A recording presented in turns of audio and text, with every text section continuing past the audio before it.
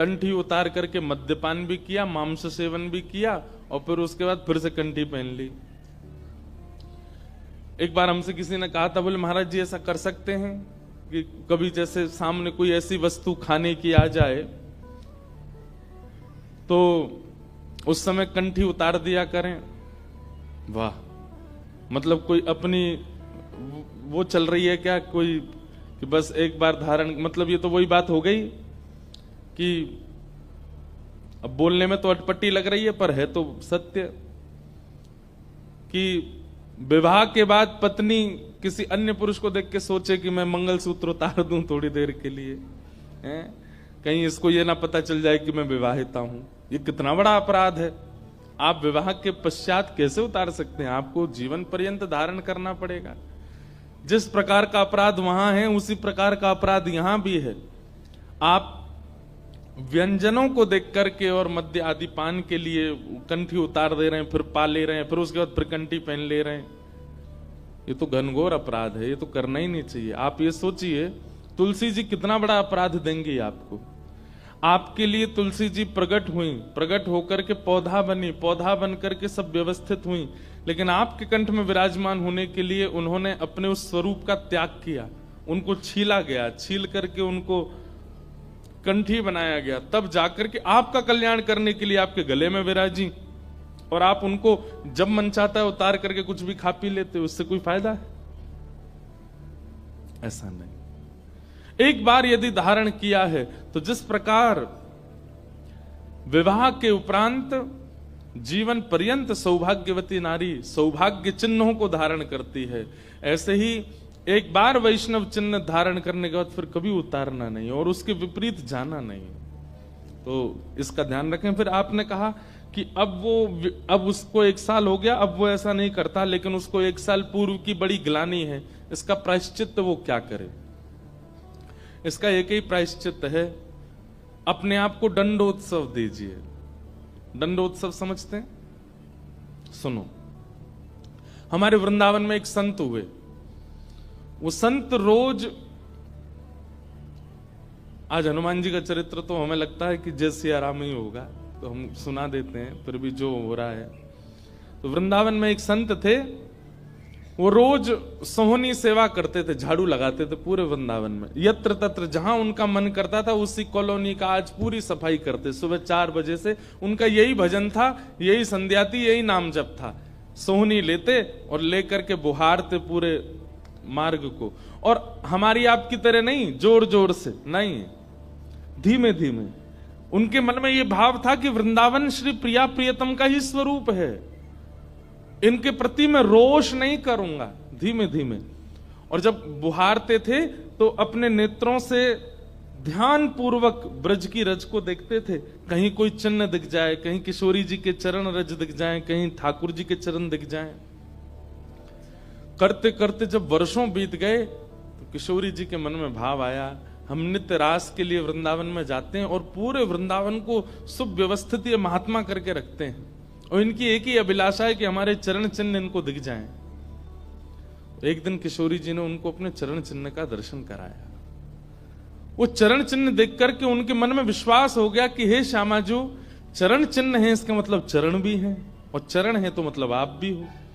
जब चरण चिन्ह तक ले ही आई हो तो आप अपने दर्शन भी करा दो। अब अगली उनकी स्थिति हो गई कि अब चरण चिन्ह नहीं, अब तो प्रत्यक्ष किशोरी जी को देखना है। लेकिन हमारे ब्रज की एक परंपरा है कि जब तक किशोरी जी की सखियां अनुमति नहीं देंगी ना, तब तक किशोरी जी के दर्शन नहीं हो सकते।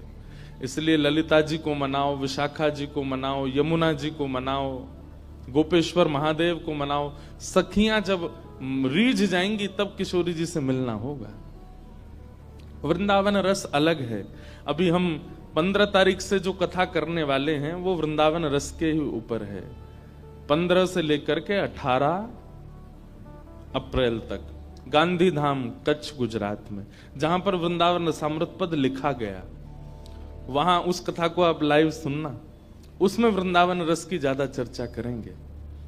तो जब तक ललिता विशाखा आदि सखियां अनुमति नहीं देती तब तक किशोरी जी के दर्शन नहीं होते। लेकिन किशोरी जी तो चाहती हैं कि उनको दर्शन दें, तो एक दिन किशोरी जी ने रास करते करते अपना नूपुर वहीं छोड़ दिया, और नूपुर छोड़ करके किशोरी जी निकुंज में चली गई। आप सुबह सुबह जब सोहनी करने आए तो आपको वो नूपुर मिला, और नूपुर देख करके वो आनंदित हो गए। इतना सुंदर नूपुर, ऐसी सुंदर उसकी कलाकृति, इतना हल्का उसका वजन, इतना सुंदर उसका स्वरूप।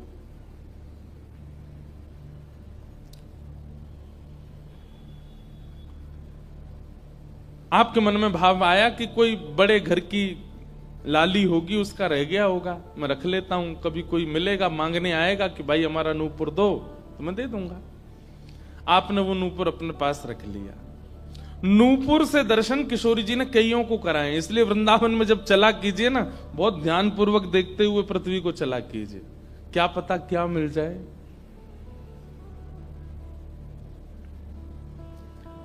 सूरदास जी को भी नूपुर से ही दर्शन हुए किशोरी जी के, और आज इन महापुरुष को भी हो रहे हैं। मुझे नाम स्मृति में नहीं आ रहा है, शायद संभवतः श्याम चरण दास जी नाम था। तो नूपुर को अपने पास रख लिया। किशोरी जी का नियम है कि जब रास में जाती हैं तो सब सखियां उनका श्रृंगार करती हैं, और एक एक श्रृंगार जो उन्होंने धारण किया है वो लिख लेती हैं। कानन में कुंडल पहने हैं, गले में ये हार पहना है, उसके ऊपर मोतिन की माला पहनी है, फिर गुंजा माला पहनी है, फिर नवलखा के हार पहने, हाथन में इतने कड़ूला पहने हैं, पैरन में पाजे। क्यों? बोले रास में श्याम सुंदर आते हैं, पता ना काचोरी करके भाग जाएं। अगर एक कम रह जाए तो फिर ठाकुर जी की शामत कहाँ है, हमारी श्री जी का श्रृंगार बताओ। इसलिए सब सखियां जो हैं किशोरी जी के सिर से लेकर नख तक एक एक श्रृंगार को लिख लेती हैं पहले, रास में भेजने से पहले, और फिर रास में आने के बाद, रास से आने के बाद फिर सब सखियां एक एक श्रृंगार एक बोलेगी, हाँ भाई कानन में ये कुंडल हैं, सिर पर ऐसा सुंदर वो है, गले में ऐसी माला है, हाथन में कड़ूला, पामन में ये 2 पाजेब हैं, सब गिनती करो, और एक एक करके उतारती जाती सखियां। आज किशोरी जी के चरणों का एक नूपुर नहीं है। शाखा आदि बोली, हे श्यामाजू आपका एक नूपुर कहां गया? बोले अरे मो तो पतो ना है, सके नृत्य करते करते रह गए हो वृंदावन में। ललिता विशाखा बोली, स्वर्ग के इंद्र के हाथी के दांतों से बना हुआ नूपुर है वो, सामान्य नूपुर नहीं है। आपके ऊपर तो कोटि कोटि ब्रह्मांड वारी वारी जाते हैं किशोरी जी, पर वो नूपुर ठाकुर जी ने आपको भेंट किए हैं, बड़े बहुमूल्य नूपुर हैं। अब किशोरी जी बोली, मोह ना पता कहां रह गए होगो कहीं पे।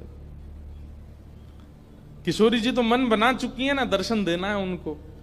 तो ललिता विशाखा ने विचार किया कि हम ही जाती हैं, ढूंढ के आती हैं निकुंज में, कहां है, वृंदावन में। बोले अपने रूप में तो नहीं जाएंगी, तो एक वृद्धा का रूप धारण किया, एक वृद्ध मैया का रूप धारण करके ललिता विशाखा गई और वृंदावन में ढूंढने लगी नूपुर कहां है। तभी ढूंढते ढूंढते वो महाराज जी सोहनी कर रहे थे, उनके सामने पहुंची। अरे बाबा, हमारी लाली आई सवेरे सवेरे यहां पे, और बाके पाम को एक नूपुर रह गयो, तेने देखो? बाबा बोले, तुम कौन हो रही? बोले हम पास के गांव की रहवारी, हमारी बहू है वो, और या की लाली है वो, जाको नूपुर रह गए हो है। बाबा बोले, मैं कैसे पहचान जाऊं कि तुम्हारी ही लाली का नूपुर है?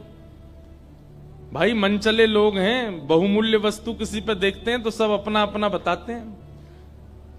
रोड में अगर 100 रुपया गिर जाए और 50 लोग वहां से निकल रहे हों, कि कोई पूछे भैया 100 रुपया किसका, सब अपनी जेब चेक करते, भले ही कुछ लेके नहीं थे, भले ही जेब में कुछ नहीं था, फिर भी देखते लग तो मेरा ही रहा थे, मेरे जेब में 100 रुपए तो थे। सब अपना बताते हैं बहुमूल्य वस्तु को। तो मैं कैसे मानूं कि तुम्हारा नूपुर है? अरे बाबा, हम कह रहे हैं तुम थे। बोले कहवे को अभी मैंने तो नूपुर, मैं तो असमंजस में पड़ जाऊंगा कि मैंने गलत आदमी दे दियो। बाबा फिर कैसे मानेगो? बोले एक नूपुर मेरे पास है, एक नूपुर तुम्हारी बहू ने ही पहन रखो होगो, वाकू ले आओ और यहां लाकर के मुझे पहले नूपुर की पहचान करा तो मैं दूसरा दे दूंगा। ललिता विशाखा बोली बड़ो चतुर बाबा है, श्री जी को बुला रहा है। अरे बाबा तो शर्म ना आवे, ऐसी घर की बहू बेटी ने हम तेरे पास लेके आवेंगे। बाबा बोले तो फिर चले जाओ, तुम पर भैया खूब धन धान्य दूसरों ने ऊपर बनवा लियो, जे मुंह पे ही रहने दो। ललिता विशाखा बड़ी चिंता में लौट करके आई तो किशोरी जी बोली क्या बात है, आप इतनी चिंतित क्यों? बोले एक बाबा है, बाने आपको नूपुर धल लियो, यूं कह रहा है कि पहले जिनके पास एक नूपुर है उनको लेके आओ तब दूसरा दूंगो। तो श्री जी बोली इसमें क्या देर है, फिर ले चलो, चलते हैं ना। विशाखा जी समझ गई, बोले हे ललिता जी ये सब लीला किशोरी जी कर रही हैं, इनको दर्शन देना है उनको, और हमसे और आपसे स्पष्ट कह नहीं सकती, क्योंकि हम तो फिर सबको परखने लगती है ना कि इसमें कोई दोष तो नहीं, इसमें क्या गुण है। इसलिए किशोरी जी सीधे हमसे नहीं बोल करके और ये लीला कर रही हैं, इनको ले चलो। और किशोरी जी आई वृंदावन, और महात्मा बैठे सोहनी कर रहे थे, और सामने से जैसे ही किशोरी जी को आते हुए देखा, बाबा ले हमारी बहू आ गई, अब नूपुर दे दे, देख या को नूपुर भी वैसा ही है। बाबा बोले मेरी आंख की कमजोर है ने, दूर से दिखना रही, पास लाके हाथ से स्पर्श कराओ। ललिता विशाखा बोली बाबा तो शर्म ना आ रही अपनी बहू को स्पर्श करा में? तो बोले चरण स्पर्श करावे में कहा देर, ले आओ। किशोरी जी समीप गई, जैसी चरण स्पर्श किए अपने हाथों से नूपुर पहना करके लिपट गए चरणों से। हे किशोरी जी, हे श्यामाजू, अब कृपा करो, मैं जानू ना तो ये दोनों कोई बूढ़ी मैया हैं और ना आप इनकी बहू, आप साक्षात किशोरी और ये ललिता विशाखा है, अब मुंह पे कृपा करो। तो किशोरी जी ने उसी नूपुर से उन महात्मा के सिर पर एक चिन्ह बना दिया, अपने नूपुर का ही चिन्ह बना दिया, और कहा बाबा अब जीवन भर ये छाप आपके मस्तक पर ही रहेगी, मेरे नूपुर की छाप। उन महात्मा के मस्तिष्क पर जैसे हमारे तिलक दिखता है, ऐसे प्रत्यक्ष नूपुर की छाप प्रत्यक्ष सबको दिखने लगी। अब ये तो थी उनके ऊपर कृपा, लेकिन इससे क्या हुआ कि वे महात्मा लौट करके जब अपने आश्रम आए तो उनके गुरुजी ने जब उनके माथे पर देखा तो वो बोले ए तुमने अपने गुरु के द्वारा दिया हुआ चिन्ह बदल दिया, हमने जो तुमको तिलक दिया तुम वो क्यों नहीं लगाते, ये क्या लगाए घूम रहे हो? तो हाथ जोड़ के निवेदन किया गुरुजी ये कोई तिलक नहीं है, ये कोई चिन्ह नहीं है, ये तो मेरी किशोरी जी ने कृपा करके अपने नूपुर का चिन्ह मुझे दे दिया है। तो गुरुदेव बोले हाँ तू बहुत बड़ा भक्त है ना, किशोरी जी आकर के तुझको चिन्ह देंगी। कोई माने नहीं, सब बोले जाओ इसको मिटा के आओ, और जो मैंने तुमको चिन्ह दिया है वो लगाओ।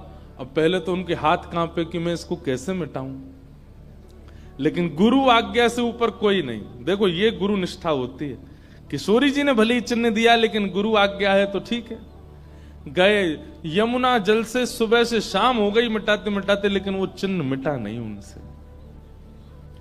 शाम को लौट करके आश्रम आए तो गुरुजी बोले मैंने तुझे सुबह टोका था ना ये चिन्ह मिटा के आ, और तू अभी भी नहीं मिटा रहा। बोले गुरुजी मैंने प्रयास तो बहुत कर लिया लेकिन ये मिट नहीं रहा है। तब भी उनके गुरुजी माने नहीं। अब तो महाराज ये होने लगा कि गुरुजी को इतना क्रोध आ गया कि ये इतना हट कर रहा है कि हमारे द्वारा दिया गया तिलक चिन्ह उसको अस्वीकार करके और ये मनमुखा चिन्ह लगाए घूम रहा है माथे पर। गुरुजी ने सब अपने परिकर के लोगों को बैठा करके पंचायत करी आश्रम में, बोले इसको निकालो। जब हम में श्रद्धा नहीं, हमारे स्वरूप में श्रद्धा नहीं, हमारे तिलक में श्रद्धा नहीं, तो क्यों रहता है यहाँ पे? वो रोते रोते बोले गुरुजी मैं सत्य बोल रहा हूं, ये किशोरी जी ने चिन्ह दिया है और मैं खूब प्रयास कर रहा हूं, नहीं तो आप प्रयास कर लीजिए, ये मिट नहीं रहा है। अच्छा अब हमसे चाहता है कि हम तेरे माथे को छू करके मिटाएं? नहीं माने। तब उन्होंने नेत्र बंद करके किशोरी जी का स्मरण किया, हे श्यामाजू मैं किसी को प्रमाणित ये नहीं करवाना चाहता कि आप मुझे मिली हो, पर मेरे गुरु के चित्त में मेरे प्रति अविश्वास आ रहा है, इसके लिए कोई आप लीला करो। तो भगवान के सखा श्री सुबल जी की ये आराधना करते थे। ये जो महापुरुष थे ये ठाकुर जी के सखा सुबल का चिंतन करते थे कि कभी मैं ठाकुर जी से मिलने का मन हो तो सुबल जैसे भगवान के सखा है ना, तन सुखा, मन सुखा, धन सुखा, मधुमंगल, श्रीदामा, सुबल, तो ये सुबल का चिंतन करते थे कि सुबल कभी कृपा करेंगे तो मुझे ठाकुर जी से मिला देंगे। ऐसे सखियों का चिंतन करते हैं किशोरी जी की दर्शन करने वाले, और सखाओं का चिंतन करते हैं ठाकुर जी का दर्शन करने वाले। तो इस सुबल का चिंतन करते थे। तो किशोरी जी ने सुबल को बुलाया। सुबल आए, श्यामाजू आज्ञा करो। बोले आपको हमारा एक काम करना है। एक महात्मा पर हमने कृपा करके उसको अपने नूपुर का चिन्ह दिया है, और उनके गुरुदेव को विश्वास नहीं हो रहा कि ये चिन्ह हमने दिया है, इसलिए वो आपकी आराधना करते हैं, आपको बहुत बचते हैं। आप जाकर के हमारी तरफ से ये प्रमाण दे दो कि हमने चिन्ह दिया, क्योंकि उस सभा में कई लोग ऐसे हैं जिनको मेरे दर्शन का अधिकार नहीं है, और मैं तो जाना चाहती हूं पर ये ललिता विशाखा मुझे जाने नहीं देंगी, इसलिए आप जाकर के वहां प्रमाणित कर दो कि ये चिन्ह मैंने दिया है।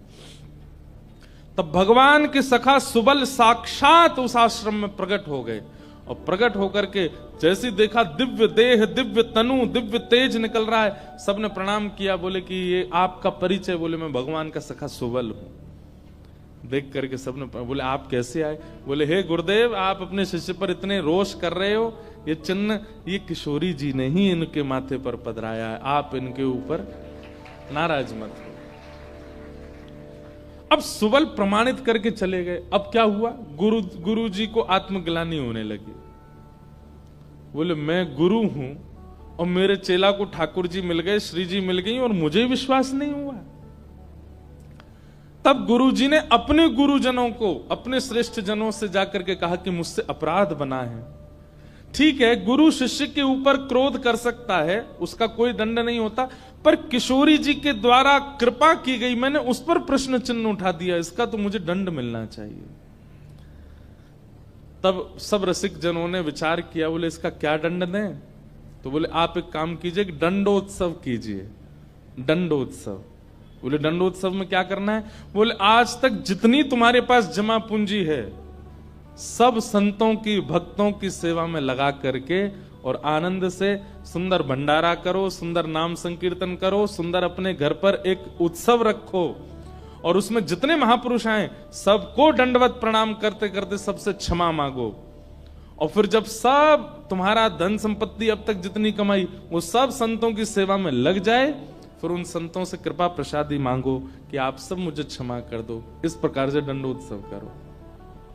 तो जिन्होंने ये भाव कहा है उनको ये दंडोत्सव करना है। दंडोत्सव मतलब अब पूरे जीवन की जमा पूंजी तो खर्च नहीं कर पाओगे, पर हां पिछले 3-4 साल में जो जमा कर रखा है प्रयास करो उससे। पंढरपुर में वारी जाती हैं, हमें भैया बता रहे थे अपने जो जिनके साथ हम घूम रहे थे कल, कि यहाँ वारी जाती है, यहीं से जाती है श्री पंडरीनाथ भगवान की वारी में इतने सारे वैष्णव जाते हैं, उनकी सेवा में लगा दो। वृंदावन जाके कुछ लगाया, पंढरपुर में लगा दो, गोवर्धन में लगा दो, और सुंदर अपने घर पर एक ठाकुर जी का उत्सव करके किसी श्रेष्ठ को वृंदावन से बुला करके उनका सुंदर संकीर्तन करवाओ, कथा करवाओ, 2-3 दिन का ही कोई उत्सव रखो।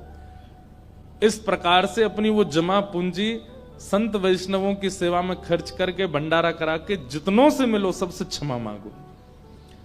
वारी निकलती है आषाढ़ी एकादशी पर, इतने सारे वैष्णव जाते हैं पंढरपुर दर्शन करने, मार्ग पे खड़े होकर सबको शरबत पिलाओ, और जो जो शरबत पिए उससे क्षमा मांगो, मुझे क्षमा कर दो, मुझसे अपराध बना है, मैंने कंठी पहनने के बाद भी मांस का सेवन किया, मैंने मद्य का सेवन किया, मैंने ऐसा किया, ये क्षमा मांगो।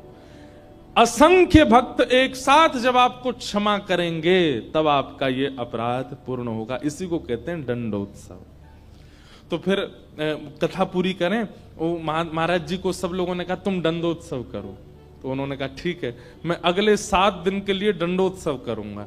ब्रज में जितने भी संत आवेंगे, ब्रज की सीमा पर खड़े होकर के सबको माला पहना करके सबको सत्कार के साथ लाया जाए। आश्रम में उनकी रहने की सुंदर व्यवस्था, प्रसाद की व्यवस्था, और नाम संकीर्तन अखंड चले 24 घंटा 7 दिन तक, और खूब भंडारा चले, और जितने महापुरुष आए सबसे क्षमा मांगनी। तो जब ये दंडोत्सव का बात हुई तो गुरु जी ने दंडोत्सव लिया, और चेला बेचारे जिनको किशोरी जी ने चिन्ह दिया था वो मन में सोचने लगे ये क्या हो रहा है, मेरे कारण मेरे गुरुजी को दंडोत्सव करना पड़ रहा है।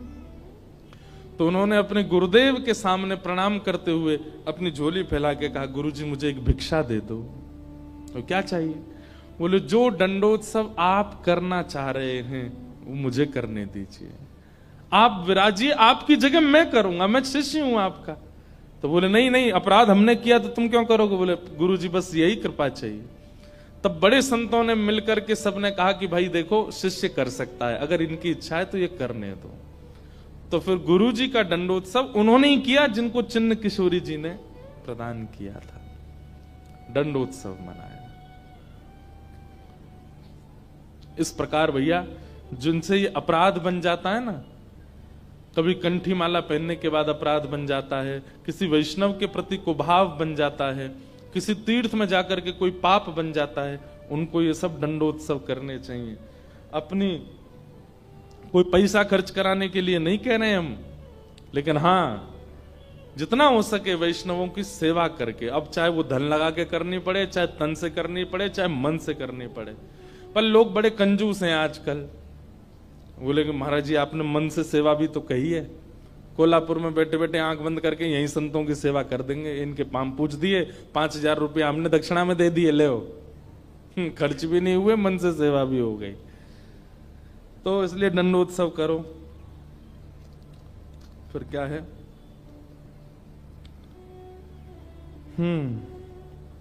और अगर किसी दिन ठाकुर जी रीझ जाएं और दर्शन मिल जाए तो उसके बाद जीवन में क्या? किसी का भाव है कि आप कहते हैं महाराज जी कि ठाकुर जी से कुछ मत मांगो, पर अगर ठाकुर जी से कुछ मांगना है तो ठाकुर जी को मांगो। ठाकुर जी अगर मिल गए तो फिर उसके बाद क्या? ये तो भाई जब मिल जाएंगे तब मैं पूछूंगा आपसे, उसके बाद क्या? सही बात तो ऐसी है कि ठाकुर जी मिल जाएंगे ना, ठाकुर जी सदा के लिए तो नहीं रहेंगे, थोड़ी देर दर्शन देके चले जाएंगे और फिर आपके चित्त में अखंड प्रेम प्रज्वलित करके जाएंगे। अनंत प्रेम के रस में आप डूबने लगोगे। जिसको देखोगे उसी के प्रति प्रेम उत्पन्न होने लगेगा, उसी के प्रति श्रद्धा भाव, उसी में ही वैष्णव दर्शन होने लगेगा। छके रहोगे सदा कृष्ण प्रेम में, जैसे मीरा बाई। जिन भेषा मेरो सावरो रीझे, जिन भेषा मेरो सावरो रीझे, जिन भेषा मेरो गिरधर रीझे, जिन भेषा मेरो गिरधर रीझे, जिन भेषा प्यारो विठ्ठल रीझे,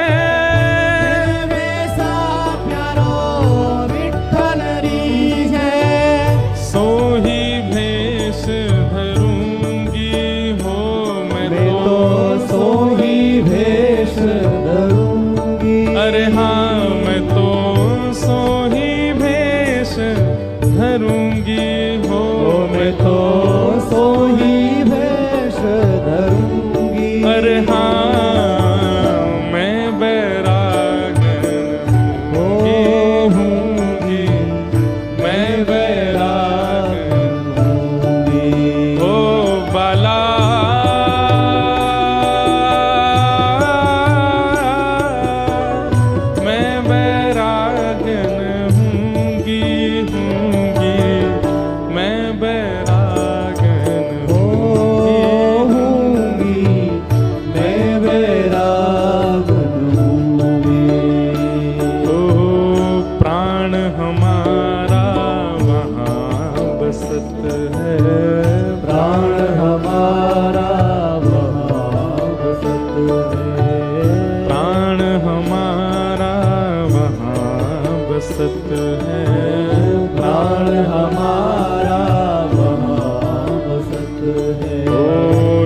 तो खाली खो, यहाँ तो खाली खो, हाँ यहाँ तो खाली खो, यहाँ तो खाली खो। मात पिता परिवार सोई है, मात पिता परिवार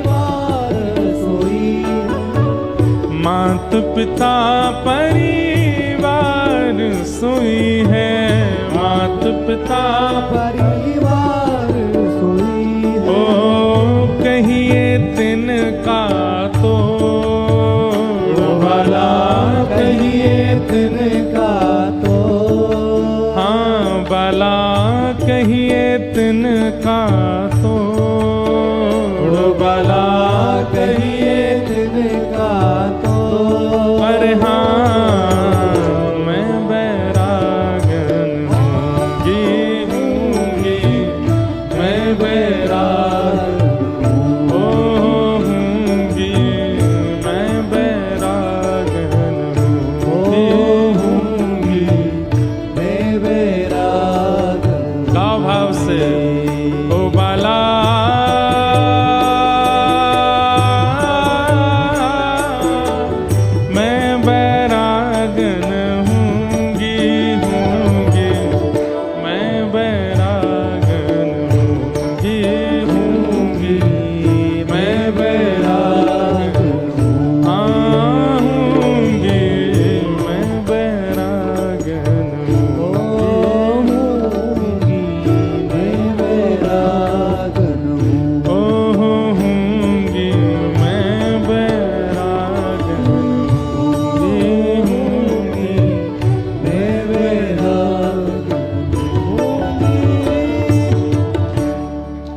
प्रेम में छक जाएंगे।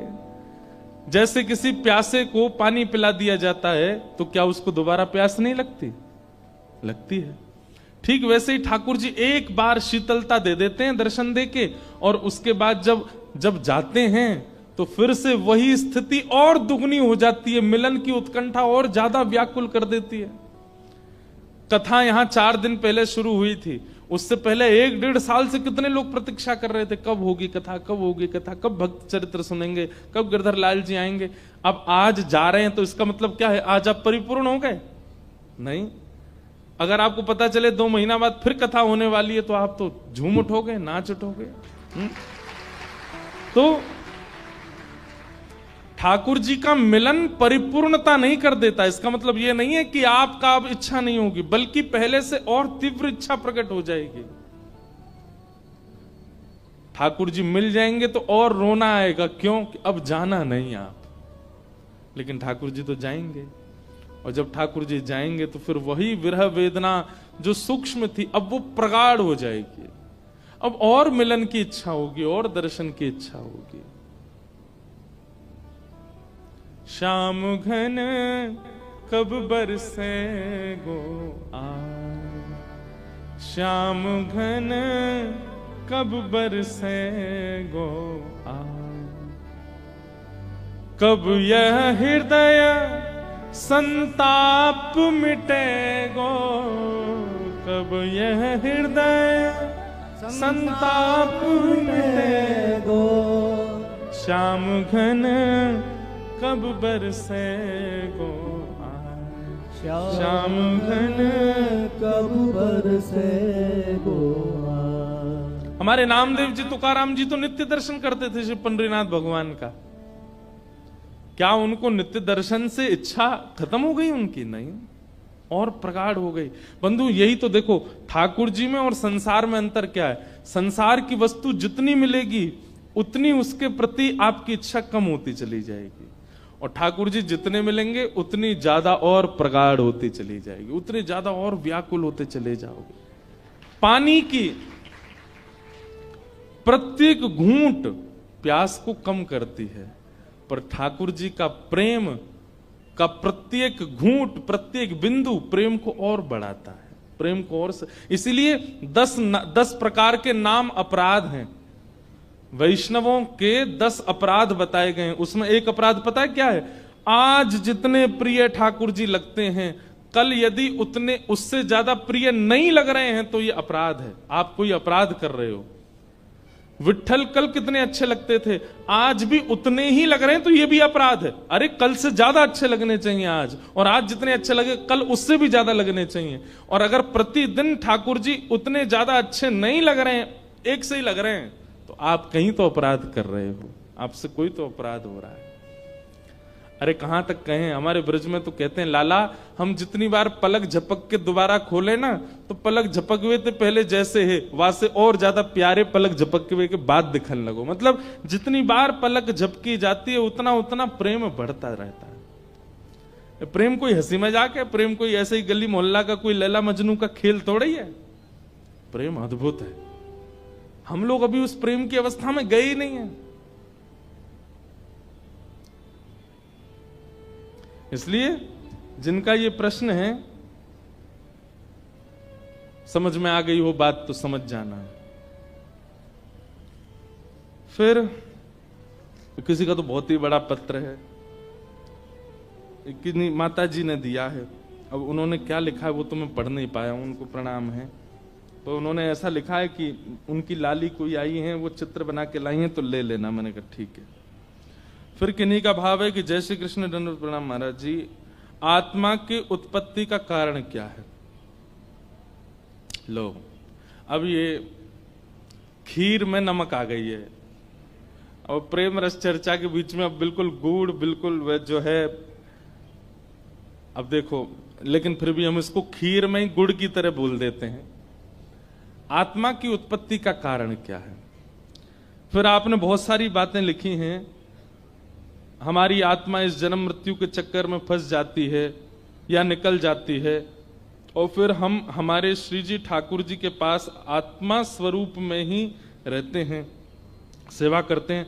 परंतु जो इस जन्म मृत्यु के चक्कर में अज्ञान की वजह से फंस जाता है, इसके लिए तो ये बहुत दुख का कारण है।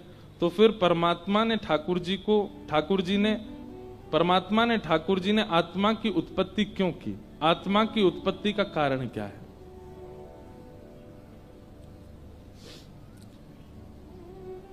ऐसे समझो, अपने किसी प्रिय को, प्रिय यदि पास रहता है ना तो उसके अंदर प्रेम का वर्धन नहीं हो पाता। जो बहुत सामीप्य में रहता उसके अंदर प्रेम का वर्धन नहीं हो पाता, उसके अंदर प्रेम और ज्यादा प्रगाढ़ नहीं हो पाता। आपको रसगुल्ला बहुत अच्छा लगता है, क्यों? क्योंकि आप कभी कभी खाते हो, पर जो हलवाई रसगुल्ला बनाता है ना उसकी इच्छा नहीं होती। क्यों? वो 24 घंटा रसगुल्ला के पास ही रहता है, गुलाब जामुन के पास ही रहता है। आप कभी हलवाई को भोजन करते हुए देखो, आप खाओगे तो एक एक सब्जी का स्वाद लोगे, पर हलवाई जब भोजन करता है ना तो वो ऐसे ही खा लेता है। एक ही सब्जी में दाल भी डाल देगा, वो भी डाल देगा, ऐसे ही थोड़ा पालेगा। क्यों? वो इतना सामीप्य में चला जाता है कि उसको ज्यादा रस आस्वादन की इच्छा नहीं होती। मछली पानी में रहती है, उसको पानी नित्य प्राप्त होता है। हमारी आपकी तरह प्यास लगने पर वेदना जैसी होती है, वो वेदना का उसको अनुभव नहीं हो पाता। इसीलिए ठाकुर जी क्या करते हैं, कुछ दिन के लिए हम आप सब लोगों को इस संसार के भौतिकवाद में भेज देते हैं, ताकि संसार के क्रियाकलापों में रहकर के, संसार की माया में रहकर के कभी हमारा विरह, हमारा प्रेम प्रकट हो और व्याकुलता, प्रतिकूलता में जो व्याकुलता हो, उस व्याकुलता से प्रेम और निखर जाए और एक दिन ठाकुर जी की प्राप्ति के लिए हम लोग व्याकुल होने लग जाएं। इसलिए ठाकुर जी ने हमको खुद से भिन्न करके पृथ्वी पर भेजा। और टास्क क्या है? वो टास्क यही है कि संसार में रहते हुए अपने आप को मुक्त करो यहां से, जबकि ये संसार हमेशा खींचने वाला है, यहां पर मुक्ति का कोई साधन नहीं है। लेकिन बंधुओं, श्री हनुमान जी महाराज आज जिनका जन्मोत्सव है, उन्होंने मुक्ति को स्वीकार नहीं किया। यत्र यत्र रघुनाथ कीर्तनम तत्र तत्र कृतमस्तकांजलिम बाष्पवारी परिपूर्ण लोचनम मारुतिम नमत राक्षसांतकम। हनुमान जी इस पृथ्वी पर आए और ठाकुर श्री राम जी के प्रति उन्होंने खूब प्रेम प्रकट किया, लेकिन जब मुक्ति की बात आई तो हनुमान जी बोले मुक्ति प्राप्त करके वैकुंठ मिलेगा, क्या वैकुंठ में आपकी कथा मिलेगी? ठाकुर जी बोले नहीं, कथा तो नहीं होती वहां पे। तो बोले फिर मुझे मुक्ति नहीं चाहिए, मुझे तो यहीं रहने दीजिए, पृथ्वी पर ही। इसीलिए चारों युग प्रताप तुम्हारा, चारों युगों में श्री हनुमान जी रहते हैं पृथ्वी पर, ताकि ठाकुर जी के दर्शन कर सकें। तो आपने जो ये प्रश्न किया कि भगवान ने आत्मा को उत्पन्न क्यों किया, ताकि आत्मा एक दिन पुनः परमात्मा में विलीन हो। अब एक बात सुनो, नदी का लाओ विराजमान कर दो, ले नाम लेते ही आ गए। अनंत बलवंत श्री हनुमान जी महाराज की वहां विराजित कर दो। ऐसे विराजू कहीं जेऊ नहीं कूद पड़े ऊपर ते रण में कूद पड़े हनुमंता। वैसे हमारी पूरी कथा हनुमान जी सुनते हैं, दिखाएं? ये हमारे हनुमान जी महाराज हैं, पूरी कथा सुनते हैं। प्रभु चरित्र सुनवे को रसिया, राम लखन सीता मन बसिया। और हमारे हनुमान जी की एक विशेष बात बताएं, ये वीर हनुमान नहीं है, ये गदा वाले हनुमान जी नहीं है, ये कीर्तन वाले हनुमान जी, कीर्तनिया हनुमान जी। दोनों हाथ में करताल है और दोनों भुजा उठा। आप लोग कभी ताली नहीं भी बजाते तो हम इनको देखते हैं, ये तो बजा रहे हैं। हम कोई भी कीर्तन गाते हैं, हमारे हनुमान जी की दोनों भुजा ऊपर रहती है। पूरी कथा, पहली कथा से हमारी पूरी कथा सुन रहे हैं। और ये एक महापुरुष के द्वारा प्रदत्त हनुमान जी हैं, हम इन्हीं को ही कथा सुनाते हैं। ऐसे हनुमान जी महाराज।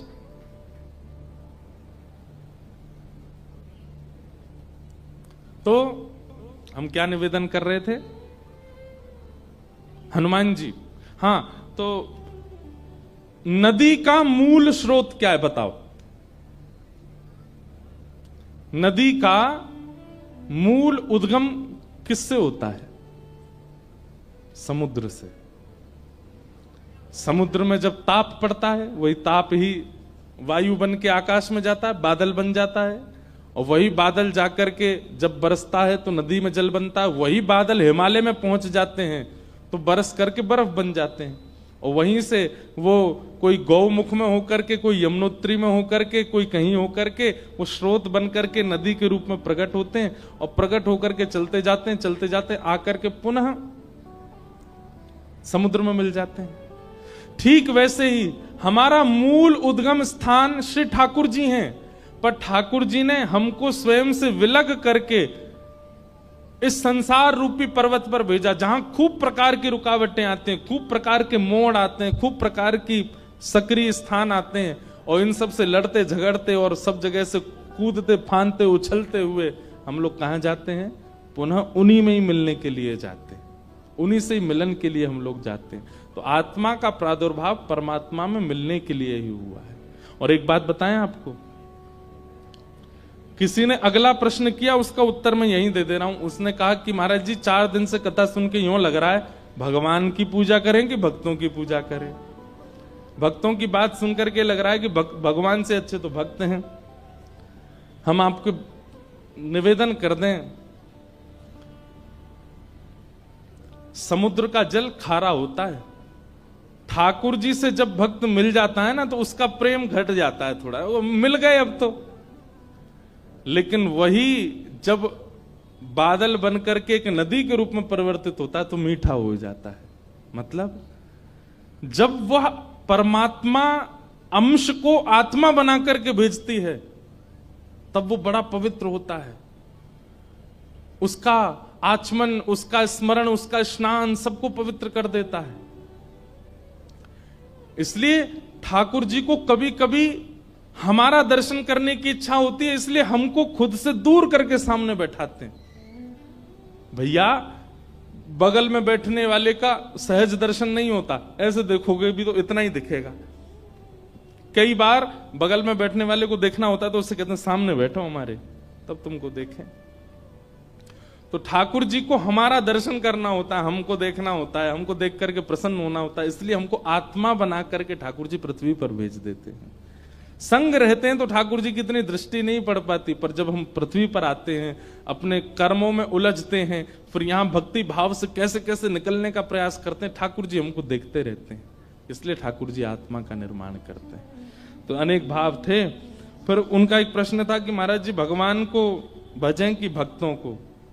हमने एक बात पहले दिन ही स्पष्ट कर दी थी, हरि रीझेंगे तो वैकुंठ मिलेगा, पर हरिजन रीझ जाएंगे तो हरि ही दे देंगे आपको, हरि मिल जाएंगे। ठाकुर जी को भजना कोई बड़ी बात नहीं है। ठाकुर जी की पूजा करना, आराधना करना, सेवा करना कोई बड़ी बात नहीं है, सब करते हैं दुनिया में। रावण भी करता था शंकर जी की, हरिजनों की सेवा करना ये बड़ी बात है। हरिजनों का सत्कार करना, हरिजनों को प्रणाम करना ये बड़ी बात है। इसलिए ठाकुर जी को प्रणाम करो। और हम तो एक बात कहें, हरिजनों में ही हरि को देख करके प्रणाम कर लिया करो। भैया हरि सेवा तो सबसे बन जाती है, पर हरिजन सेवा नहीं बन पाती है। इस प्रकार ये सब प्रश्न थे, सबको हम प्रणाम करते हैं। फिर देखो एक प्रश्न और किया है, भगवान से अगर पत्नी मांगनी हो तो कैसी प्रकार की मांगे? ये तो भैया जिनके ब्याह हो चुके हो उनसे मांगो। लेकिन हम भागवत जी के वक्ता हैं तो भागवत जी का प्रमाण दे देते हैं। तथा सचाहम परिवोडु काम समान शीलाम ग्रह में दधेनुम। श्री पंडरीनाथ भगवान के पास जाना शुरू कर दीजिए, हर एकादशी पर जाया कीजिए। और एक वर्ष की संपूर्ण एकादशियों पर व्रत करके पंडरीनाथ भगवान के पास जाना, ये भाई लोगों के लिए बता रहे हैं जिनके ब्याह नहीं हुए हैं। और हर एकादशी पर व्रत रख के पंडरीनाथ भगवान को प्रणाम करना, और वर्ष की अंतिम एकादशी पर पंडरीनाथ भगवान से जोली पहला करके कहना, हे नाथ, मैं आपसे जितना प्रेम करता हूं, मैं आपसे जितना दुलार करता हूं, मैं आपके प्रति जितना प्रेम भाव अपने चित्त में रखता हूं, मुझसे भी दुगना प्रेम रखने वाली एक कन्या इस एकादशी व्रत के फल स्वरूप मुझको पत्नी रूप में दे दीजिए। आपसे भी अधिक ठाकुर जी से प्रेम करने वाली गृहिणी प्राप्त हो, ये ठाकुर जी से मांगो। श्रीमद् भागवत में मांगा है, इसीलिए तो हमने श्लोक बताया। कर्दम ऋषि ने भगवान से प्रार्थना की थी, हे नाथ, मैं आपसे जितना प्रेम करता हूं, मुझसे भी दुगना प्रेम करने वाली पत्नी मुझको प्राप्त हो, ऐसी कृपा करो। तब कर्दम ऋषि का विवाह देवहूति के साथ हुआ। तो भगवान ने फिर पता क्या कहा, तुम हमसे प्रेम करते हो, तुम्हारी पत्नी दुगना प्रेम करती है, तुम दोनों के प्रेम के फलस्वरूप तुम्हारा पुत्र बन के मैं ही आऊंगा। और कर्दम ऋषि और देवहूति माता के यहां भगवान कपिल बन करके आए। इसलिए भैया जितने भाई लोग बैठे हैं, कर दो शुरू एकादशी, और बहनें भी जिनके ब्याह नहीं हुए हैं। लेकिन यो नहीं कि मन में पहले ही सोच रखो बातें करनो ब्याह में, और ठाकुर जी से जाके, हे पंडरीनाथ, हम कोल्हापुर में रहते हैं और जो हमको प्रिय हैं वो सोलापुर में रहते हैं। सोलापुर दूर है यहां से, है? हमको तो पता ही नहीं है कहां। आप कृपा कर दो, हम इसी के लिए एकादशी कर रहे। ऐसा नहीं, ठाकुर जी को चुनने दो। आप क्यों चुन रहे हो? ठाकुर जी आप चुन के दो, जो हमारे लिए उचित हो आप ढूंढ के लाओ। ऐसा मांगो।